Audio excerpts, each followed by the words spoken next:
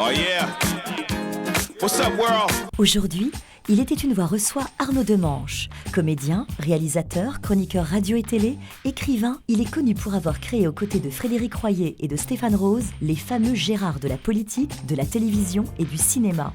Aujourd'hui, Arnaud nous parle avec la franchise qui le caractérise, de son parcours, du milieu et de sa passion pour les voix qui explose littéralement dans son court-métrage Being Homer Simpson. Fly me to the moon and let me play among the stars. Let me see what spring is like on Jupiter and Mars. In other words... Il était une voix, Arnaud Demanche. Arnaud, tu es auteur, chroniqueur radio et télé, réalisateur, comédien. Tu es connu pour avoir créé aux côtés de Frédéric Royer et Stéphane Rose les cérémonies des Gérards du cinéma, de la politique et de la télévision sur Paris Première. J'en ai fait des choses. Mais oui, en public et en direct. Ouais. Waouh, quelle évident. aventure. Oui, bah, les Gérards, c'était probablement le truc le plus rigolo que j'ai fait, puisque Paris Première, quand ils sont venus nous chercher, on n'avait jamais fait de télé, on n'avait jamais fait de comédie, on n'avait pas d'expérience de scène ni rien. Et donc ça a été un laboratoire, mais qui était merveilleux, puisque ça a été un laboratoire dans des grandes salles, des salles de 400, 800, 1000 places. Enfin, ça a été vraiment un très très bel exercice, où j'ai pu faire exactement tout ce que je voulais en plus. Wow. Donc c'est un très très bon souvenir, les Gérards. Alors tu as cessé cette aventure, justement, oui. Je pense, on va en parler pour te consacrer à des sujets plus personnels, mais est-ce que ça aurait pu vous griller aussi, les Gérards? Moi j'ai perdu des boulots pour les Gérards. Moi j'ai perdu des boulots à Canal, à Europe 1, à France Inter, je me suis pas fait que des amis. Je me suis fait beaucoup d'amis. Il y a des gens qui le prennent mal. Oui, il y a des gens qui l'ont mal pris. Il y en a qui l'ont très bien pris, hein, ça a été équitablement partagé. Ça reflétait ton opinion finalement par rapport au métier, par rapport au showbiz? Certains trucs, oui. L'essence même des Gérards, c'était la revanche du téléspectateur. Enfin, ce qui me plaisait, c'était de venir de mon canapé et puis d'un seul coup, à mon tour, et Fred et Stéphane, ils vivaient la chose de la même façon, je crois. Venir à notre tour à la télé en disant voilà pourquoi nous on vous regarde plus, c'était quand même jouissif. Il y a plein de trucs qu'on a exagérés, il y a plein de trucs qu'on pensait pas, il y a plein de trucs qui ont été gonflés, mais il y a aussi énormément de choses qui étaient vraies. Et en plus, ça a fait du bien. C'est pas pour rien que modestement, hein, je crois que l'émission est devenue culte. Enfin, les gens, ils savent ce que c'est que les Gérards. Les Gérards, c'est devenu culte. Et c'était un projet cool en plus, parce qu'on a fait souffler un ton qui était vraiment contestataire au moment où c'est venu. Et alors maintenant, c'est plus le cas du tout. C'est aussi pour ça que je suis parti. Le ton a changé ? C'est moins punk, forcément, puisque maintenant on est attendu, il y a plein d'animateurs qui ont compris qu'il fallait mieux jouer la complicité et la connivence. Mais quand on a débarqué, évidemment, on a botté le cul des trois quarts des gens qui étaient là. Donc, tu as écrit également le dictionnaire injuste et borné de la télévision. Avec les Gérards aussi, on a fait un bouquin à peu près tiré des cérémonies. Et puis après, avec Stéphane Rose, on en a fait d'autres, des petits livres. Ouais, on va en parler. Au départ, tu viens du monde de la pub, oui. Que tu abandonnes. Oui. En usurpant l'identité de Chirac. Oui. Tu avais créé un blog sur lequel Carl Zero est tombé. Oui. Et ça t'a ouvert du coup plein de portes, et pas n'importe lesquelles, puisque ça t'a ouvert la porte du vrai journal. Ouais. Est-ce que tu peux nous raconter ça? En fait, je m'ennuyais chez Publicis, où j'étais stagiaire. Donc je me suis dit, je vais me faire engager plus haut. Donc comment faire? Et j'ai eu envie de faire... À l'époque, ça s'appelait pas un buzz, mais enfin maintenant, ça l'est. Et donc j'ai acheté le nom de domaine jacqueschirac.org et j'ai créé un faux blog de l'Élysée. Puis comme j'étais graphiste, il était crédible. Et les journalistes y ont cru. Et comme l'Élysée a mis une semaine à démentir, en plus, ils ont pu y croire pendant longtemps. Et ils ont vraiment cru que c'était Chirac qui s'exprimait. Alain Juppé venait de lancer son blog, DSK venait de lancer son blog. C'était logique, quoi. C'était plausible. C'est incroyable. Et je suis retourné voir Publicis après avoir fait la tournée des plateaux en disant voilà, j'ai fait ça, est-ce que je peux avoir un poste en création chez vous? Ils m'ont dit vous êtes qui? Alors quand Carl Zero m'a proposé de venir travailler chez lui pour écrire le blog de Carl Zero en l'occurrence, au vrai journal et puis des sketchs pour l'antenne, j'ai dit oui et puis on a travaillé ensemble pendant 4 ans. Et ça a démarré comme ça. C'est parti de là et après il y a eu la création des Gérards et ça m'a définitivement assis dans le monde de la télé. Alors tu auras d'ailleurs ta propre rubrique dans l'émission Média Popcom. sur Canal+. Ouais, où tu décortiques avec humour les émissions de télé. Je les comparais entre elles, en fait. Tu les comparais, tu faisais des comparaisons avec en magnéto. beaucoup d'images. Ouais. C'était que du magnéto, c'était des images qui se répondaient à elles-mêmes pour décortiquer des tendances télévisuelles, ce qui est un peu ce qu'on faisait dans les Gérard. Sauf que là, c'était plus politiquement correct. Et puis on a fait une vanne sur Denisot au Gérard cette saison-là et je me suis fait virer de Popcom. Voilà. Bon, ok. Voilà. On ne touche pas à Denisot. On ne touche pas à Michel. Ok. Alors tu es un passionné des voix.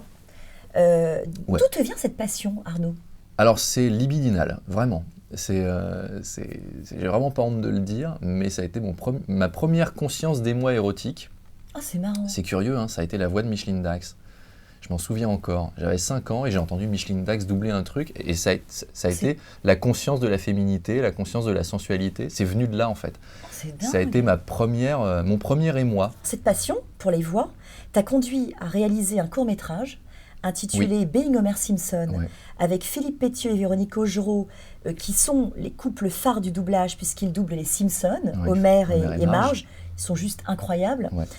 Et ça a cartonné, Being Homer Simpson, sur tous les réseaux. Alors, c'est l'histoire de Philippe Pétieux qui est dépossédé de sa voix. Ouais, et il parle avec la voix de Homer. Il est ensorcelé. On lui a jeté un sort. Voilà, et il est obligé de parler avec la voix d'Homer Simpson.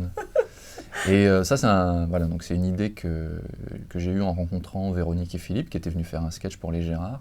Et on s'est tellement bien entendu que très vite, j'ai eu envie de travailler avec eux, parce que d'abord, c'est des crèmes, humainement. C'est des gens adorables et gentils. Et voilà, et cette idée m'a excité très vite, parce qu'elle mêlait plein de trucs que j'aime bien. Il y avait un côté X-Files dans le fait qu'ils soient ensorcelés et qu'ils perdent sa voix. Il y avait un côté conte de la crypte. Et en même temps, c'était les Simpsons, le dessin animé.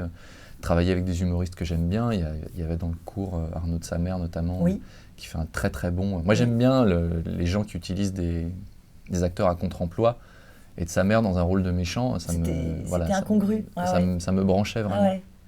Prendre les gens à contre-pied. Et il y a la version longue qui est en développement. Alors je ne sais pas si elle sortira un jour, mais en tout cas elle est en développement. Alors tu avais déjà réalisé la fiction Machination pour Paris Première avec Simon Astier et Gilles Gaston Dreyfus, Vincent Grasse, qui est aussi comédien qui fait beaucoup de doublage, Marlène Saldana. Machination, ça racontait l'histoire d'un fan de forum conspirationniste /Soral /Dieudonné. Oui, d'accord. Et c'était en 2008, hein, donc à l'époque, les gens n'en parlaient pas encore trop de Dieudonné.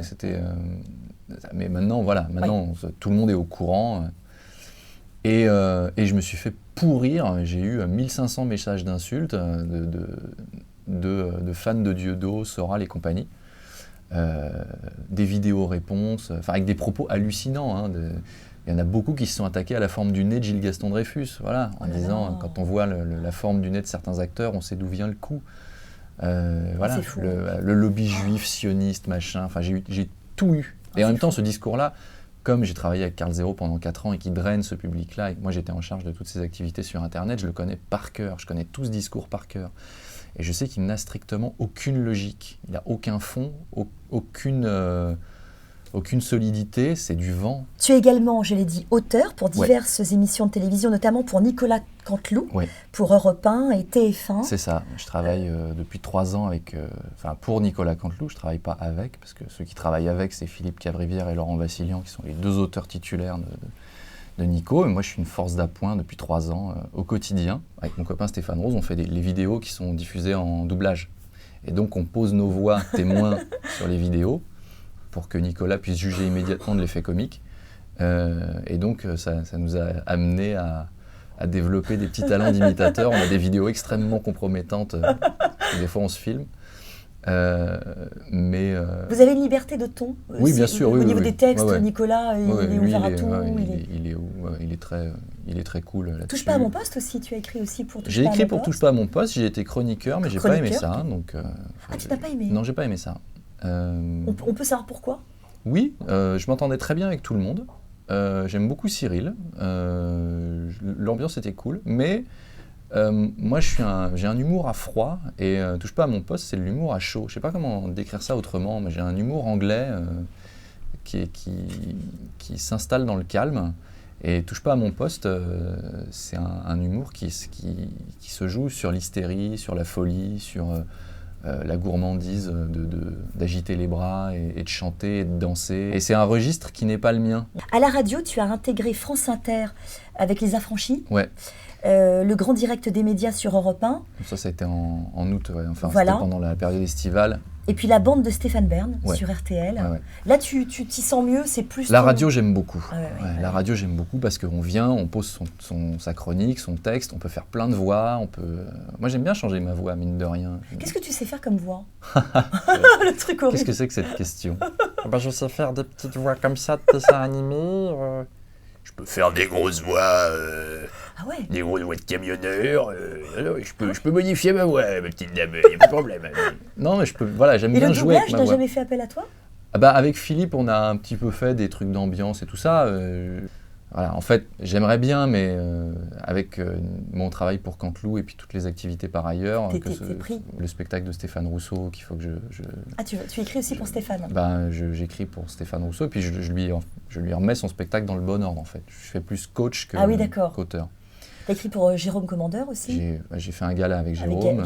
Pour Michel Lève. J'ai un gala aussi. Ouais. Là, en ce moment, c'est Canteloup, Stéphane Rousseau, mon propre spectacle, Being Homer en long, un petit bouquin, avec Stéphane toujours. Ton propre spectacle? Ouais. Tu vas monter sur scène? Ouais, je vais le faire, c'est cool. J'espère vite, parce que malheureusement, c'est le truc qui est constamment délayé, parce que je suis toujours pris par 1000 autres projets, mais j'ai un spectacle qui est en chantier, qui s'appelle Oscar du meilleur acteur, et j'espère qu'il va voir le jour. Alors tu es auteur, tu as écrit le guide de survie dans les transports en commun, ouais. Avec Stéphane Rose, ouais. Paru chez J'ai lu. Ouais. Avec Stéphane, maintenant, on n'écrit même plus, quoi. On se rend même plus compte qu'on écrit, on échange et ça donne des livres. Enfin, on n'a même plus l'impression de les faire. C'est la complicité qu'on recherche dans un groupe de musique. Moi, je l'ai avec Stéphane en écriture et c'est vraiment très agréable. Un livre pour enfants, Le Kit de l'épouvante. Ça, j'ai fait les dessins. Tu as fait les dessins. Ça, j'ai fait les comme dessins. tu es graphiste. Je suis graphiste et illustrateur à la base. Donc, Et puis un truc très très drôle, Le Grand Livre des listes. Avec Stéphane toujours.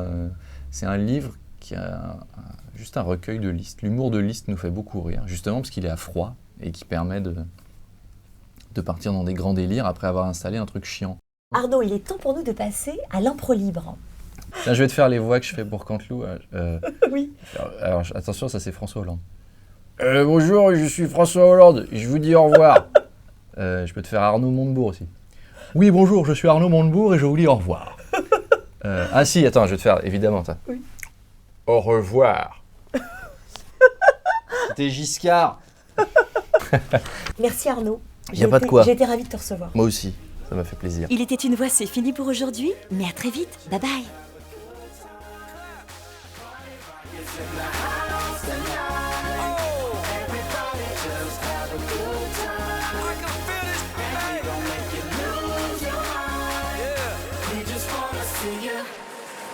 Shake that.